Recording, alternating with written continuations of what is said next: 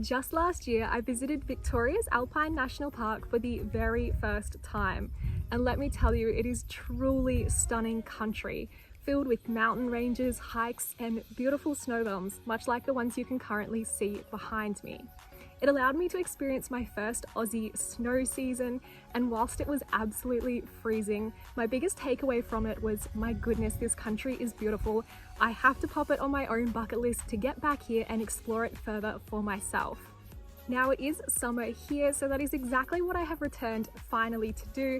And you would not believe it, but in the last few days we got a very unseasonal snow dump. I'm currently up on Hotham, and there is once again snow in February back on the mountains. Regardless, it's going to make the experience even prettier, just a little bit chillier than I was hoping, but we are going to head out on a little bit of a camping and hiking trip, and I'm going to share a little bit more of this area with you. Located in Victoria's high country, the Alpine National Park is without a doubt some of the most incredible scenery the state has to offer, including Lake Dartmouth, Mount Bogong, Victoria's highest mountain, Falls Creek, Dargo High Plains, Mount Hotham, and Mount Feathertop, which I'll be sharing in this video. The area is ever popular with skiers and snowboarders throughout the winter, and again in the summer season with mountain bikers and cyclists. It also gives countless opportunities for camping and hiking through mountain trails, which is exactly where we kick off for today's adventure. Having camped in the mountains, the first trail I thought I'd share is the very short but beautiful Dead Timber Hill walking track.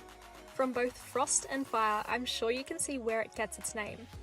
The track itself, I would say, is not necessarily bucket list worthy, but a great vantage point to look over the country we will shortly be exploring before returning to camp simply across the road at the JB Plain Hut campgrounds where I spent the night.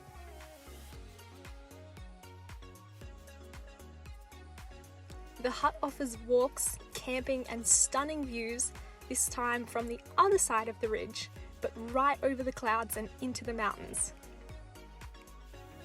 It's completely free to visitors to stay, and one I'd highly recommend, particularly for the summer months.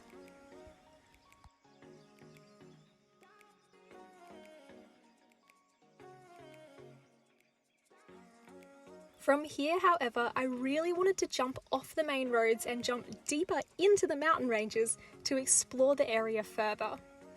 The trail I chose was a multi-day hike along the Razorback, leading to Federation Hut and ultimately the summit of Mount Feathertop, Victoria's second highest peak. The trail starts at yet another of the area's uniquely beautiful alpine huts, the Diamantina Hut, and leads out from the side of Mount Hotham, overlooking the Diamantina Valley to the high plains, as well as down into the Ovens Valley and Harrietville. In winter, this country becomes a complete whiteout with snow, yet in the months following, as you can see now, absolutely comes alive and blossoms with wildflowers that just about cover every section of the track that I saw. With the flowers come the bees and the butterflies, which were everywhere over the mountains, and of course bigger wildlife like wombats and deer that also share the Alpine National Park. Back to the Razorback Trail, much of the walk is open with sweeping views and follows a narrow but easy to follow rocky dirt path up and over the ridgeline, reaching Mount Feathertop.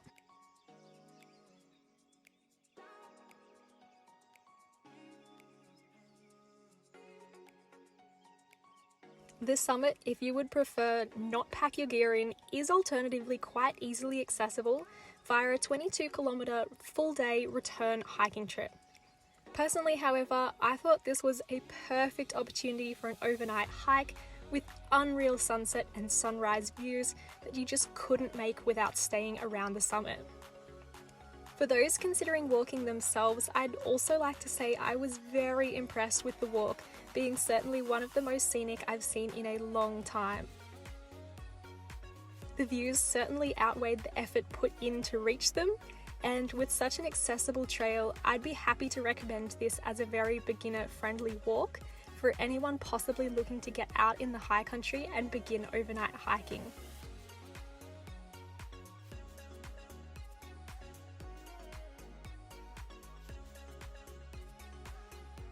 I walked the trail on a weekday and even then passed a number of hikers, both walking and camping, so certainly now and with that slight fall of snow in the summer months is the ideal time to visit.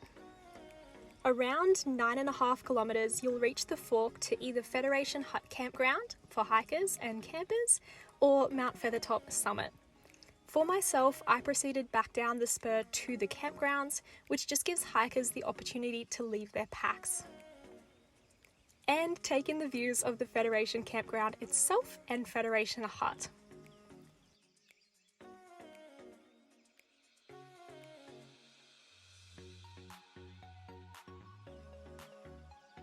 There aren't designated sites as such, but beautiful country all round.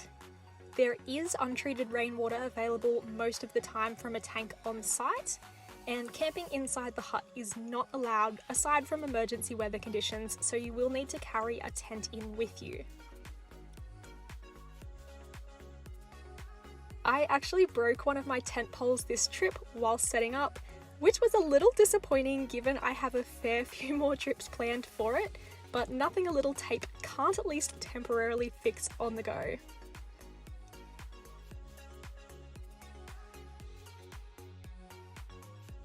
The walk now to the summit of Feathertop is just a short 2 kilometres and does become steeper and rockier than much of the previous track. It is also where the last patches of snow were sitting on the mountain, with a peak elevation of 1,922 metres.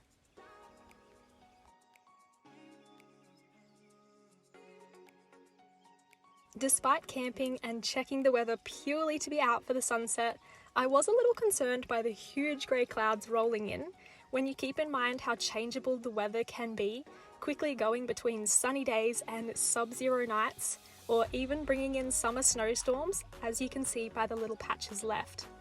Regardless of the cloud, the view from the summit was truly spectacular, both in the daytime and even more so with incredible colours over the surrounding mountain peaks and ranges on sunset.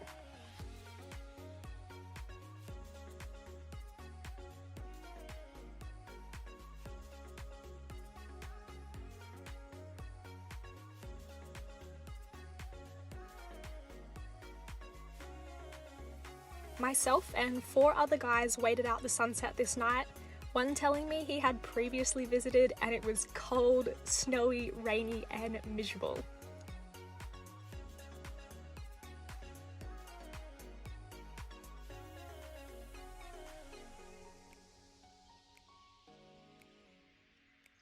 This sunset, however, I think will be very hard to beat. Heading down the mountain in the dark, we had the most incredible full moon moonrise that just glowed bright orange in the last of the sunset colour, and truly, if that was not enough to make you want to get out and spend time out here, I don't know what will, because it was just unreal and more than I'd hoped for to experience. Back to camp, I did have a quick dinner in the dark. We only dropped to about 6 degrees overnight, but I'd highly recommend you be prepared for much colder weather conditions. And then got to wake up to this beautiful view. Camping still around the 1700 metre elevation mark, you literally sit above the clouds and in the morning look out to a view just like this. I did end up re-summiting Feathertop in the morning just because of how clear a day it was. And once again, the views, the snow, the wildflowers, and the wildlife did not disappoint. The hike back then does retrace your steps along the Razorback from the day beforehand and drop you out once again at Diamantina Hut.